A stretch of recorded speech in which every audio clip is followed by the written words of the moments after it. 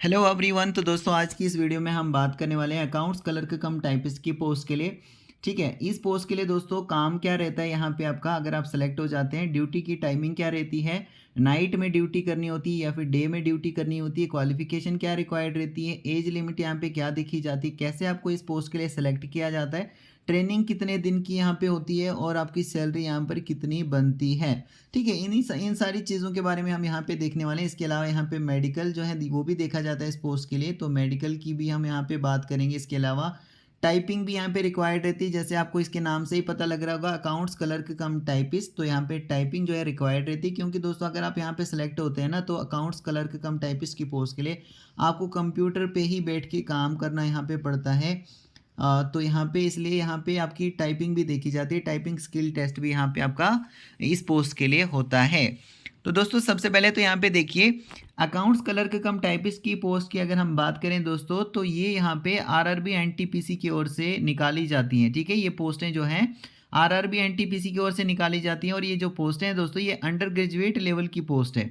Accounts clerk कम typist की जो post है दोस्तों ये अंडर ग्रेजुएट लेवल की पोस्ट है, यानी 12वीं लेवल की ये पोस्ट है। अगर आप 12वीं पास हैं, फिर चाहे मेल हो फीमेल हो, ऑल ओवर इंडिया सभी कैंडिडेट यहाँ पे अप्लाई कर सकते हैं अगर वो 12वीं पास हैं और अगर बाकी एलिजिबिलिटी क्राइटेरिया को फुलफिल करते हैं। जैसे एज की बात करें, है ना, मेडिकल वगैरह भी यहाँ पे देखा जाता है। तो अगर आप सभी एलिजिबिलिटी क्राइटेरिया को फुलफिल करते हैं तो आप यहाँ पर इस पोस्ट के लिए अप्लाई कर सकते हैं।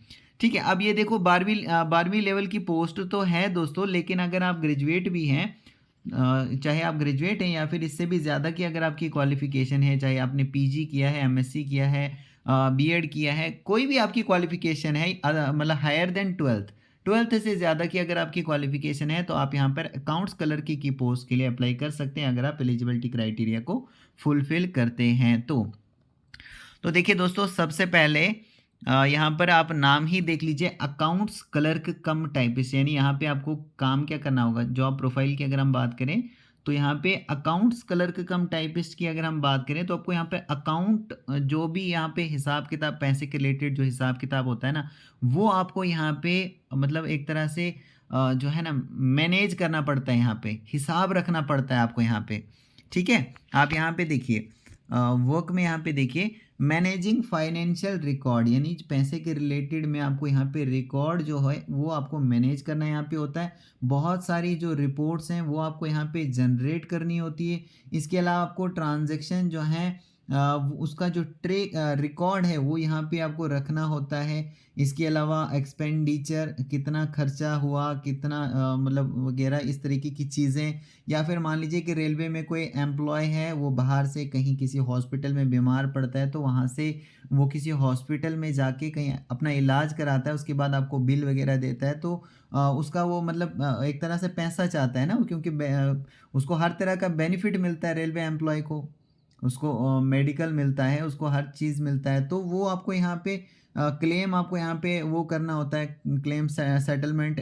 तो इस तरीके की जो काम है वो यहाँ पे आपको करने पड़ सकते हैं। इसके अलावा देखिए यहाँ पे responsible for data entry and other associated work, data entry के लिए आप रेस्पॉन्सिबल यहाँ पे होते हो, और बाकी इसके एसोसिएटेड जो भी जुड़े काम होंगे इसके रिलेटेड डिपार्टमेंट में, वो आपको यहाँ पे करने पड़ सकते हैं। यानी कि दोस्तों अकाउंट का ही आपको यहाँ पर ज़्यादातर हिसाब जो है रखना पड़ता है।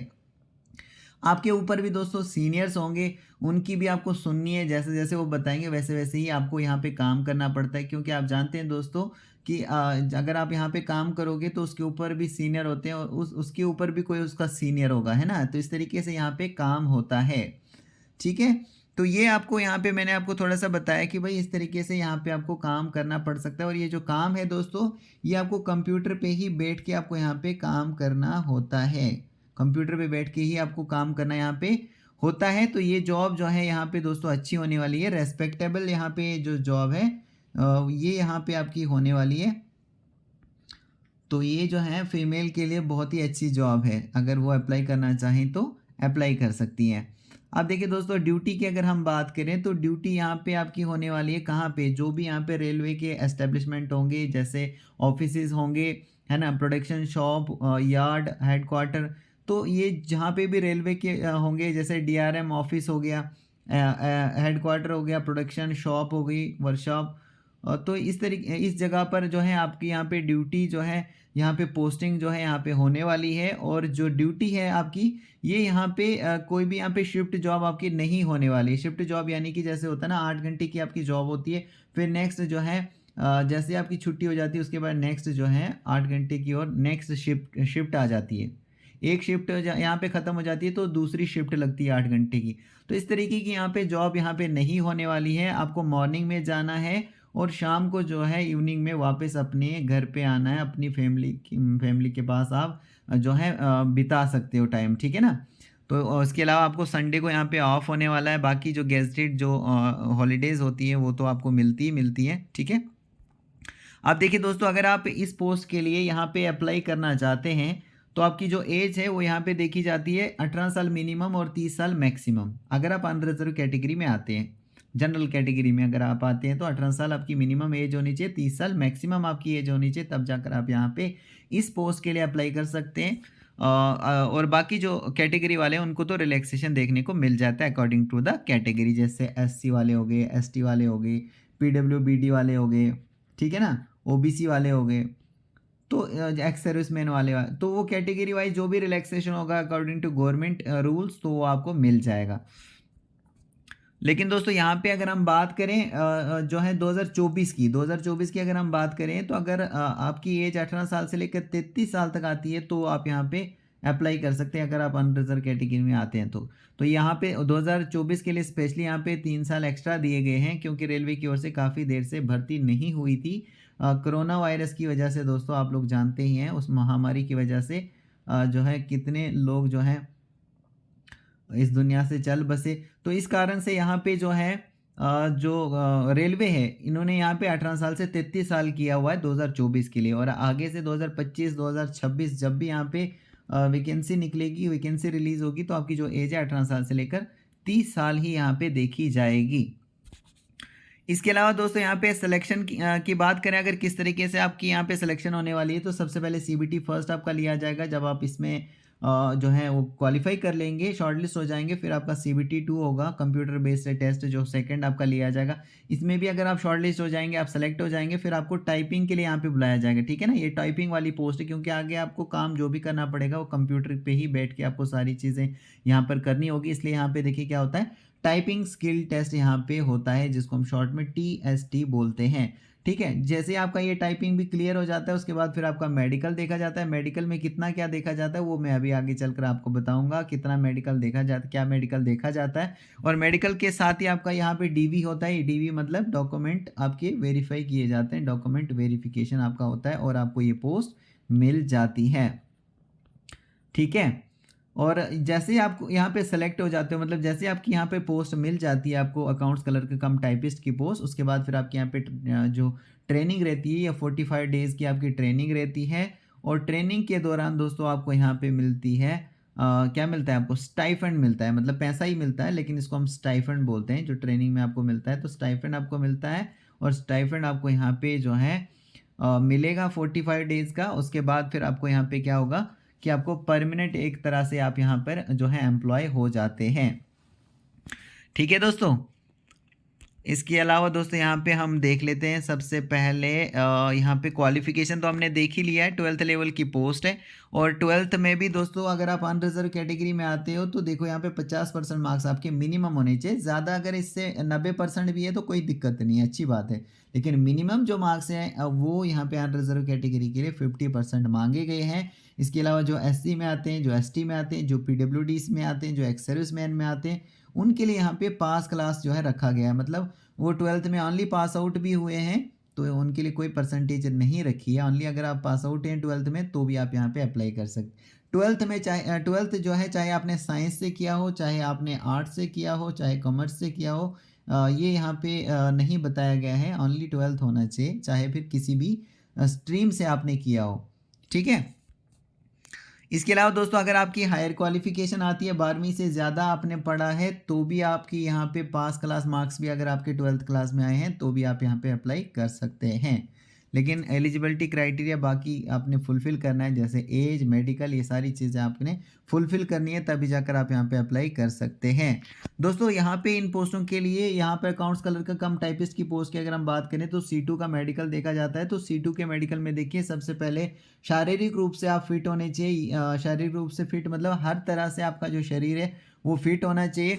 और दूर की अगर हम नज़र की बात करें तो 6/12 होना चाहिए आपका, चश्मे के साथ या फिर चश्मे के बिना। और नज़दीक की जो आपकी नज़र है वो SN 0.6 सभी प्रकार से चश्मे के साथ या फिर उसके बिना यहाँ पे देखी जाएगी। जहाँ पर पढ़ने या फिर करीब से काम करने की ज़रूरत होती है तो ये आपकी होनी चाहिए। तो ये होता है दोस्तों C2 का यहाँ पे मेडिकल स्टैंडर्ड, ठीक है। C2 मेडिकल रहता है।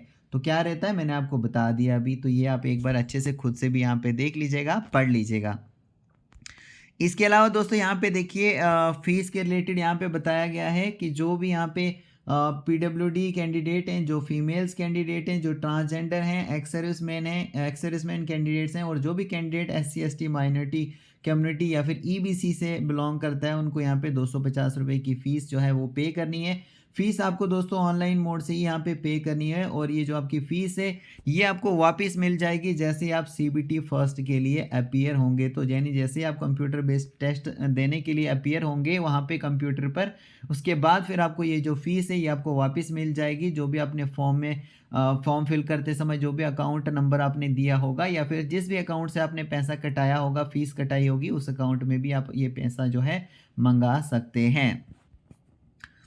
इसके अलावा दोस्तों यहाँ पे आप देख सकते हैं जो भी यहाँ पे क्वेश्चन CBT फर्स्ट जो भी आपका होने वाला है कंप्यूटर बेस्ड टेस्ट, उसमें दोस्तों यहाँ पे जनरल अवेयरनेस से 40 क्वेश्चन पूछे जाएंगे CBT फर्स्ट में, मैथ से 30 क्वेश्चन पूछे जाएंगे, जनरल इंटेलिजेंस और रीजनिंग से भी 30 क्वेश्चन पूछे जाएंगे। इस तरीके से कंप्यूटर बेस्ड टेस्ट फर्स्ट में 100 क्वेश्चन पूछे जाएंगे दोस्तों आपको टोटल, और 100 क्वेश्चन जो है 100 मार्क्स के यहाँ पे होने वाले हैं। इसका मतलब है दोस्तों कि एक क्वेश्चन आपका 1 नंबर का यहाँ पे होने वाला है। और यहाँ पे नेगेटिव मार्किंग भी है दोस्तों, 1/3 की यहाँ पे नेगेटिव मार्किंग है। तो अगर आप किसी भी क्वेश्चन का गलत आंसर देते हैं तो 1/3 के जो आपके मार्क्स हैं वो यहाँ पे आपके माइनस किए जाएंगे, यानी काटे जाएंगे, ठीक है। 90 मिनट्स में आपको ये 100 क्वेश्चन करने होते हैं, चाहे CBT फर्स्ट ले लो या फिर CBT सेकंड देख लो।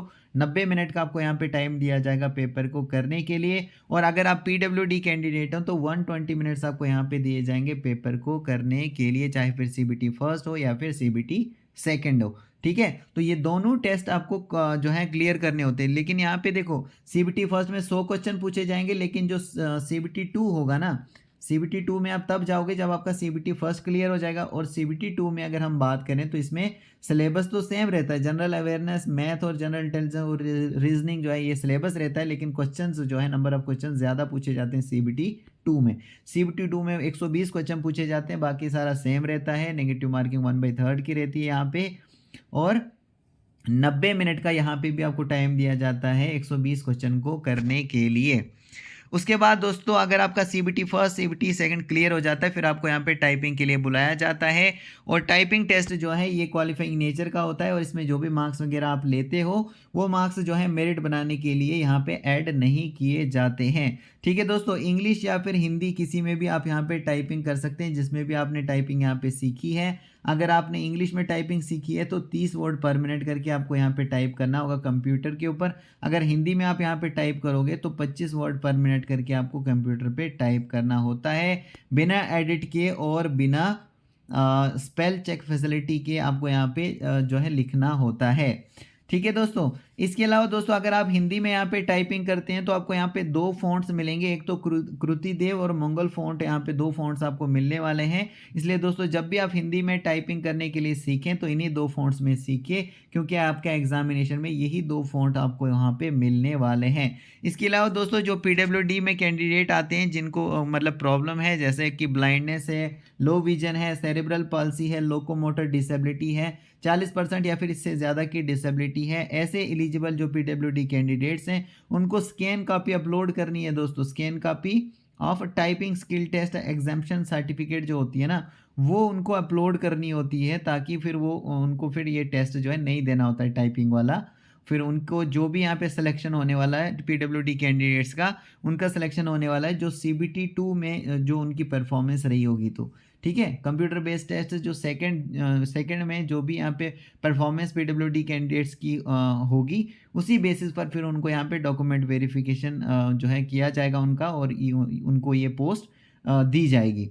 ठीक है दोस्तों, आई होप यहाँ तक आपको क्लियर हो रहा होगा दोस्तों। इसके अलावा दोस्तों अगर हम बात करें इन पोस्टों की, तो ये जो पोस्ट है अकाउंट्स कलर का कम टाइपिस्ट, तो ये हर साल यहाँ पे पोस्टें आपको देखने को मिल जाएंगी। जुलाई से लेकर सितंबर के महीने में कभी भी इन पोस्टों के रिलेटेड RRB NTPC की ओर से नोटिफिकेशन जो है रिलीज़ किया जा सकता है। ऊपर नीचे जो है 2-3 दिन जो है ऊपर या नीचे जा सकते हैं, लेकिन यहाँ पे जो है आप लेकर चलो कि भाई जुलाई से लेकर सितंबर में ही आपका ये जो पोस्ट है ये आपको देखने को मिल जाएंगी। ठीक है, तो अगर आप प्रिपेयर होना चाहते हैं पहले से, तो आप प्रिपेयर हो सकते हैं। ये पोस्ट यहाँ पे निकलने वाली है। सिलेबस मैंने आपको ऑलरेडी बता दिया, फिर से मैं आपको डिटेल में सब टॉपिक्स वाला सिलेबस भी अपलोड कर लूँगा दोस्तों।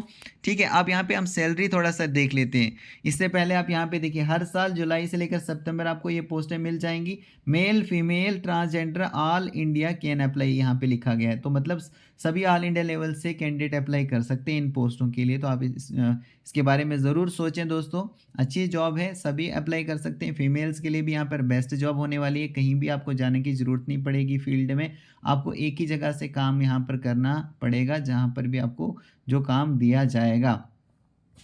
ठीक है दोस्तों, अब यहाँ पे सैलरी की बात करें दोस्तों, तो यहाँ पर ये जो पोस्ट है दोस्तों, ये पोस्ट जो है जो अकाउंट्स कलर के कम टाइपिस्ट की पोस्ट है दोस्तों, ये यहाँ पे जो पोस्ट है, इस पोस्ट के लिए आपकी जो सैलरी है वो दोस्तों यहाँ पे 35,000 से लेकर 40,000 तक आपकी यहाँ पे सैलरी जो है यहाँ पे हो सकती है। ऊपर नीचे थोड़ी सी आपकी सैलरी हो सकती है, क्योंकि जहाँ पर भी आपको पोस्ट किया जाएगा, जहाँ पर भी आपकी ड्यूटी होगी, वहाँ के हिसाब से जो भी अलाउंसेस वगैरह आपको दिए जाएंगे और बाकी सारी चीज़ें जो ऐड होगी, तो आपकी सैलरी जो है अप्रॉक्सीमेटली 35,000 से लेकर 40,000 तक यहाँ पर शुरू में जो है जा सकती है। उसके बाद फिर टाइम जैसे जैसे आपका टाइम यहाँ पर होता जाएगा, वैसे वैसे यहाँ पे आपकी सैलरी जो है वो यहाँ पे बढ़ती जाएगी।